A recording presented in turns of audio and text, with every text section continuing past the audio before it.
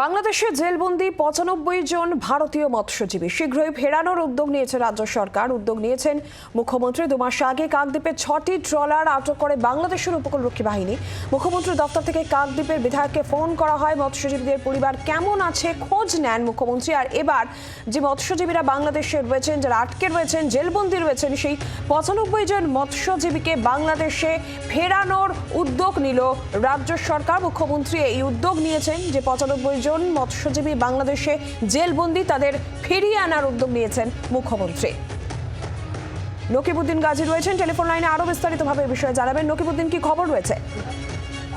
দেখো নীলঞ্জনা, তোমাকে প্রথমে বলে রাখি, কাকদ্বীপ এলাকা থেকে যে মৎস্যজীবীরা গভীর সমুদ্রে মাছ ধরতে গিয়ে বাংলাদেশের বর্ডারে ঢুকে যাওয়ার পরে কিন্তু প্রথমে ৭৯ জন মৎস্যজীবী ধরা পড়ে। তারপরে কিন্তু আরেকটি ট্রলার ধরা পড়ে ১৬ জন। মোট ৯৫ জন ইতিমধ্যে কিন্তু জেলবন্দী হয়ে আছে বাংলাদেশে।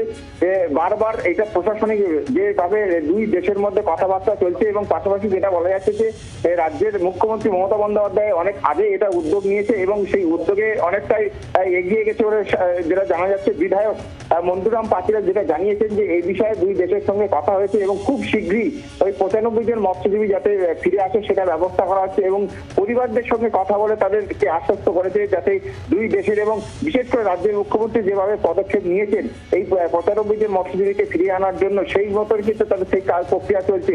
তবে আইনি জটিলতা থাকার কারণে একটু সময় লাগছে বলে এমনটা প্রাথমিকভাবে জানা যাচ্ছে। কারণ দুই দেশের বিষয় এবং পাশাপাশি যে মৎস্যজীবীরা যাদেরকে ওখানে জেলবন্দি আছে তাদেরকে একটা বায়োডাটা তৈরি করা হয়েছে। কোন কোন মৎস্যজীবীরা কোন কোন এলাকার এবং কোন ট্রলারের মৎস্যজীবী ছিল সেই বায়োডাটা তৈরি করে ইতিমধ্যে ৩টে স্তরে পাঠানো হয়েছে এবং সেই মতন কিন্তু সেই প্রশাসনিকভাবে সেইভাবে কাজ চলছে এবং এর বাংলাদেশের যে পরিস্থিতি চলছে সেই পরিস্থিতির কারণে কিন্তু কিছুটা তাদের সমস্যার সৃষ্টি হয়েছে। ফলে এই সমস্যা কাটিয়ে যাতে দ্রুত এই মৎস্যজীবীদেরকে ৯৫ জন মৎস্যজীবীকে কাকদ্বীপে ফিরিয়ে আনা যায় সে ব্যাপারে কিন্তু দুই দেশের সঙ্গে যেভাবে যেভাবে কথা বলার দরকার সেভাবে কিন্তু কথা বলেছে এবং স্থানীয় বিধায়ক মন্টুরাম পাতিরা যেটা জানিয়েছেন এই বিষয়ে তিনি মুখ্যমন্ত্রী রাজ্যের মুখ্যমন্ত্রী মমতা বন্দ্যোপাধ্যায় তাকে ফোন করেছে এবং বিষয়গুলো জানার চেষ্টা করেছে। কোন কোন জায়গার মৎস্যজীবী এবং তারা কিভাবে গেছিল, তাদের পরিবার কি অবস্থা আছে সেইগুলো কিন্তু সবকিছু জানার চেষ্টা করেছে এবং সেই মতন কিন্তু কাজ চলছে বলে এমনটা জানা যাচ্ছে। খুব শীঘ্রই কিন্তু এই মৎস্যজীবীদের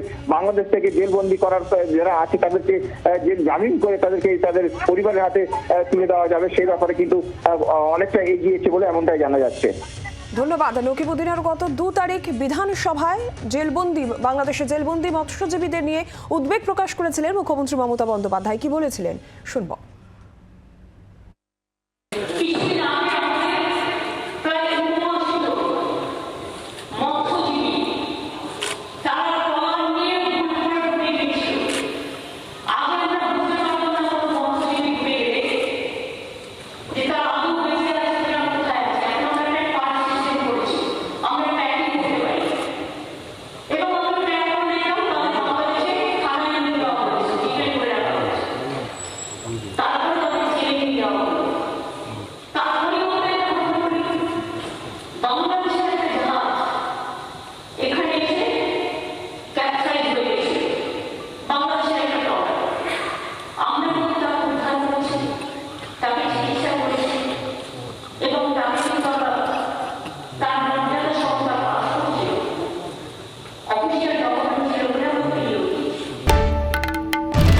বাংলার আওয়াজ, বাঙালির আবেগ, জি ২৪ ঘন্টা।